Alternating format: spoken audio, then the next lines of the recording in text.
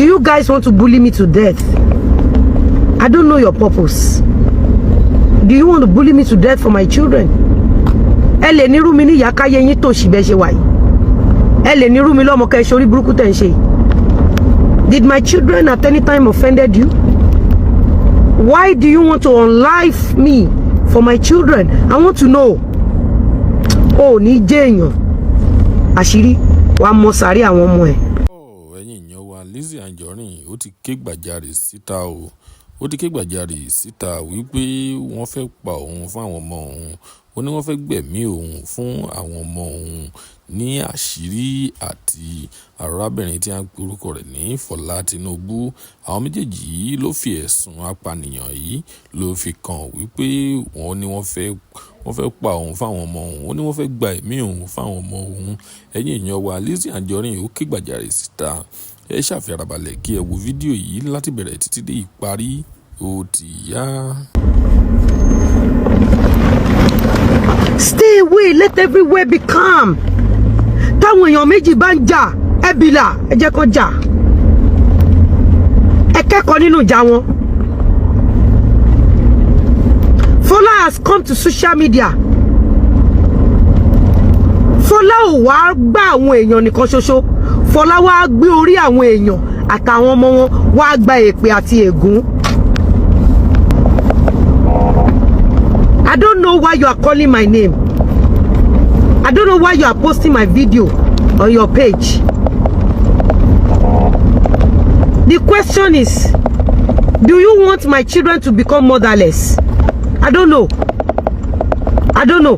Nígbà tí mi ò marry, ṣé bẹ́ẹ̀ ilẹ̀ fi mí ṣẹ̀sìn tẹ́ni mi ìrírí ọkọ lọ.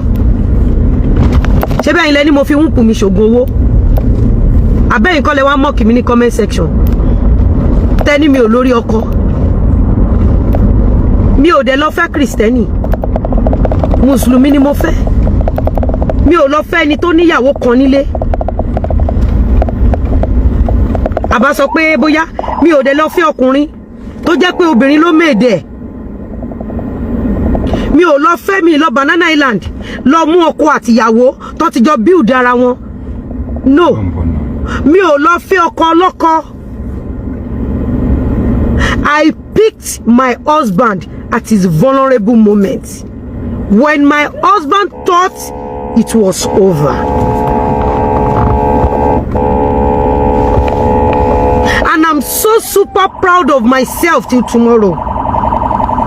And I will be super proud of myself till the rest of my life. I will be able to place my hand on my chest in front of my grandchildren to tell them that, hey guys, your granny was never a gold digger.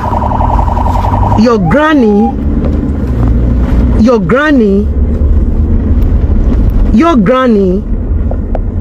was a mansion builder, a glory builder,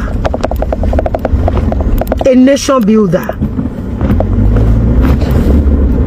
Ìwọ àṣírí tó máa mọ sàárè àwọn ọmọ ẹ̀. Florida ti pọ̀ ọmọ ọdún 4 láti inú oyún lẹ́dẹ̀ tí ń drag ọmọ yẹn. Ó dà pé o mọ àwọn fídíò tí Fọlá ṣe tó wà lọ́wọ́ mi. Tó bá mọ àwọn fídíò tí Fọlá ṣe fún mi láti inú oyún, òun àtàwọn Dorcas. Tó bá mọ fídíò tó wà lọ́wọ́ mi, wàá gbé kádàrá àwọn ọmọ ẹ̀ wá sá. Kò sí kankan nínú tó máa gbé fọ́tò mi àbí lo orúkọ mi. Ìfà ẹ̀ máa sá fún mi, ẹ̀ mọ̀ mi. Mò ń ránró lọ́wọ́ ni o. Mo ń rán oró lọ́wọ́ wo. Mo ń rán oró lọ́wọ́. Oró tí mo dẹ̀ ń rán lọ́wọ́ ó ń gùn mí. Sórí oró tí mo ń rán lọ́wọ́ yìí, téèyàn bá tún bẹ̀ mí, màá tún ṣépè fóun náà. Téèyàn bá ní ẹ parí ìjà, màá tún ṣépè fún àtọmọ ẹ̀. Torí gbogbo àgbáyé ń wò yín. Wọ́n rí nǹkan tẹ́ ń ṣe. Mo máa play voice kan tí bá débi tí mo lọ nípa Fọlá. Wàá mọ reason tí èpè ṣe máa jà yín tọmọtọmọ. Ó dà ipò rò pé ẹnu lásán ni mo fi ń bá yín ṣe. Ó rò pé ojú lásán ni mo fi ń bá yín ṣe. Mo ti dájọ́ tó yẹ kí n dá nítorí títí yín. Ẹ̀mí yín àtẹ̀mí àwọn ọmọ yín ni máa fi kó àjọ mi padà. abẹ́ gbàjọ lọ́wọ́ mi ẹ̀yin náà gbàjọ lọ́wọ́ mi náà ẹ gbàjọ lọ́wọ́ mi ẹ ti gbàjọ lọ́wọ́ mi èmi náà kó ti yín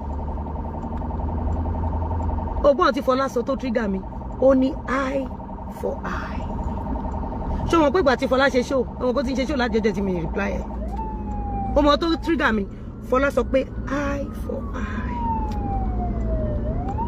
ẹ ti kó ọmọ yìí àjọ tẹ ti kó lọ́dọ̀ mi èmi náà kó àjọ lọ́dọ̀ yín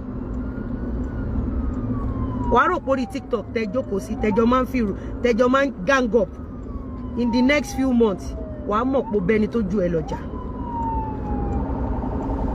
tí n bá sọ pé lọ́wọ́ nǹkan tó ṣẹlẹ̀ Tom Jones mo fọ́mátì nìyẹn lọ́wọ́ yẹ àwọn tó bẹ̀rẹ̀ sí ní porúkọ Lizzy lọ́wọ́ yẹ nǹkan tó kù ṣe bí mi ẹ̀yin lẹ sọ mí dá báyìí ok ẹ fẹ́ kí n padà sígbà tí tẹ́lẹ̀tẹ́lẹ̀ yẹn tẹ́ ń sọ̀rọ̀ tí mi ní sọ̀rọ̀ ṣe bó oríjókòó tádé àbórí oríjókòó tádé àbórí lọ bè lọ́wọ́ jókòó tádé pé nǹkan mélòó ló wà lọ́wọ́ ẹ̀ kó tó wá fún mi mo rí jókòó tádé lọ upload síbi kan lánàá àbíjẹta tó ní èmi ni mo kọ́kọ́ wá fún òun